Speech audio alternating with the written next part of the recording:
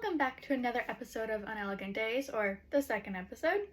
Today I am going to be making scones from this cookbook from Frances Bissell. She's some kind of family relation on my husband's side of the family. She kept sending these to Grandma Margie, God rest her soul. Wonderful old lady, I miss her. This is the recipe. I will post a link in the description on the recipe as well as where you can buy the book. Well, maybe just where to buy the book. I don't want to get dinged for things I shouldn't. So I have set up all of the ingredients and I'll show you those. So here are our ingredients. The recipe calls for 10 ounces of plain flour, which I have in the bowl. That comes out to be about 1 1/3 cup of flour for us American users. 4 scant teaspoons of baking powder and a pinch of salt, which I have put into this little thing here. I just combined them. I figured it'd be easier. And then 2 teaspoons of castor sugar. I don't have castor sugar, so I just use plain old white granulated sugar, which you can find at your regular supermarket. Castor sugar is just a more finely ground sugar, not as finely ground as powdered sugar. And then it calls for 3 ounces of unsalted butter, which I've already cubed and everything. I have this nifty-difty little conversion chart on one of my spatulas, which just told me that 3 ounces of 3 ounces of butter is 5 tablespoons. And then it says ice water mixed with plain yogurt. It didn't specify how much, so I just did half and half. And then I got the glaze ready as well, which was 1 egg mixed with a little bit of milk. I'm going to put that back into the fridge to make sure it stays good and doesn't go bad. But, you know, you can keep it out if you want to. That's up to you. And of course, I have one of these little thingy-mabobs that'll help to the butter and the flour and mixing and all that fun stuff. I know, I'm super technical. I think it's called cutting in the butter. I haven't made scones since high school, so this is going to be fun. Alright, so the first part of the recipe calls for mixing all of the dry ingredients together. So we're going to put our baking powder and our salt and sugar mixture, and we're just going to mix it all together. I'm just using my spatula, rubber spatula. I think that's what these are called. And once you have that mixed in together, it says to rub the butter in. I don't totally know what that means, so I'm gonna cut it in until it's well combined. Yeah. That's where this little nifty doodad comes in handy. And just do this until it's all ready. Over and over again. But you're not gonna see all that. I learned my lesson for the first time. Alrighty, so I have made sure to mix in, and look at it now. It's all nice and mixed. And yes, I do have a sore arm. So the next step calls for putting in the milk and yogurt mixture. Now, it says to use a knife to slowly mix in a little at a time until the flour has completely combined. I'm just going to use my spatula because that's what I have and it's already dirty. I will add it in a tablespoon at a time just to make sure we don't add too much in at any given point. And I'm only doing this because there is ice if it goes through. Apparently it doesn't go through. This is something new. You learn something new every day, guys.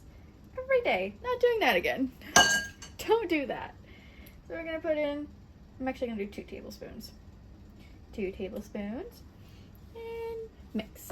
And I'm going to put this on fast forward so you don't have to actually watch me do it the slow way.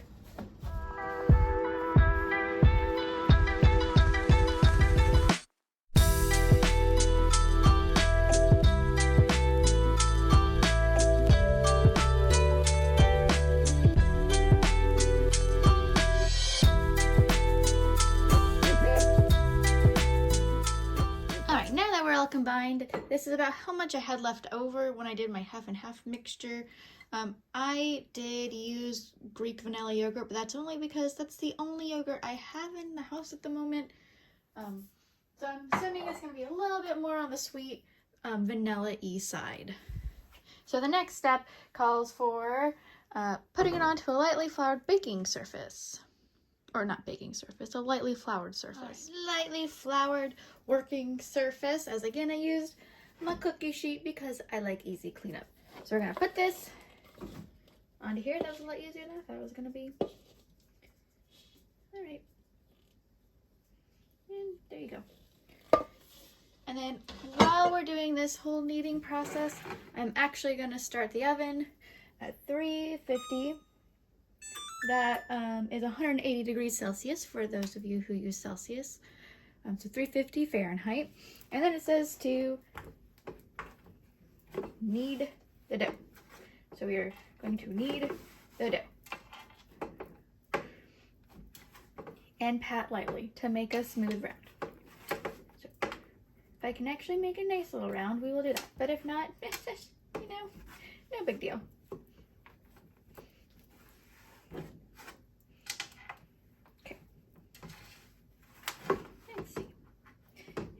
Flatten it out. And that's my dog barking. His name is Ghost. It doesn't actually tell you how thick it needs to be. And I'm going to go get him really quick. 1 sec. Alright, dog is taken care of. So I have my scone dough ready. It says to cut the scones out and place on a non-stick baking sheet. I have a baking sheet ready with some parchment paper just to be on the safe side. So I do have my butter knife to cut. You can also use a cookie cutter if that's what you so wish to do. I know you can make scones in a round or in squares, and is most commonly done in triangles. So I'm just gonna cut a crust.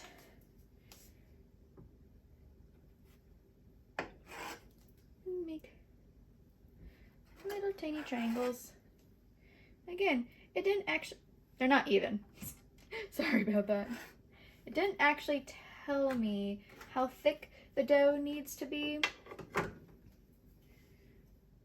So I don't know if this is thin enough or thick enough or what's going on, but we will find out, I guess.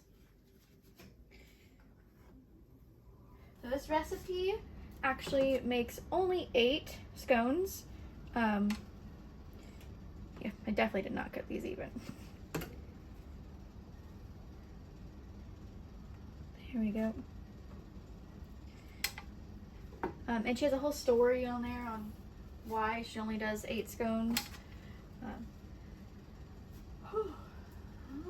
Alrighty. So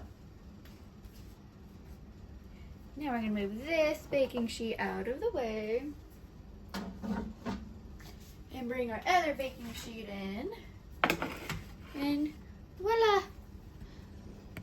Oops. Sorry. We have our scones.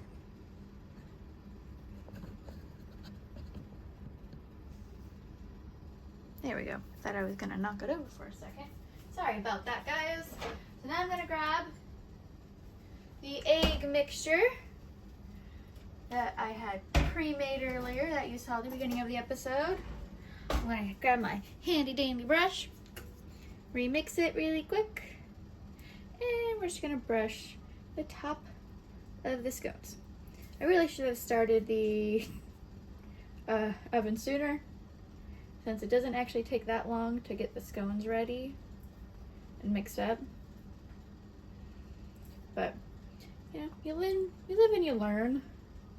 So we're just gonna get these all nice and brushed up, and then we'll put them in the oven once the oven reaches 350.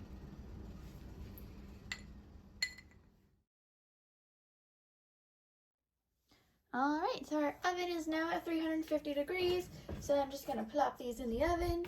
I would show you a video of that, but currently I'm holding my baby child because she was crying. Alright, and those will go in for about 15 minutes. Alright, and I'll see you in 15 minutes.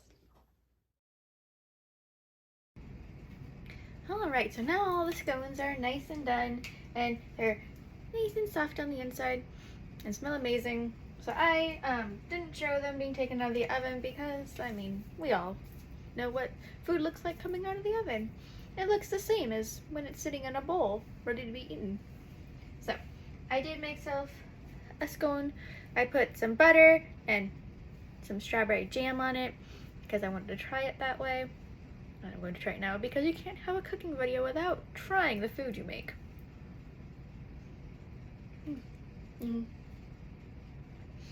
They're good. I recommend trying it. If you have any other scone recipes or hints or tips, feel free to leave a comment. I'm more than happy to look at what you have. I like trying different recipes, so probably not gonna be the only scone recipe I try out. Again, this was the cookbook I used. Now, I did look it up. I was trying to find a link, but I couldn't find one because it's just not readily available. But you can go to like Egg Books or Thrift Books and search for this, and you should be able to find it there. You might be able to find it at a local secondhand bookstore. I don't know. Well, anyways, I hope you all like this recipe, and I hope you like and subscribe, and have a wonderful day.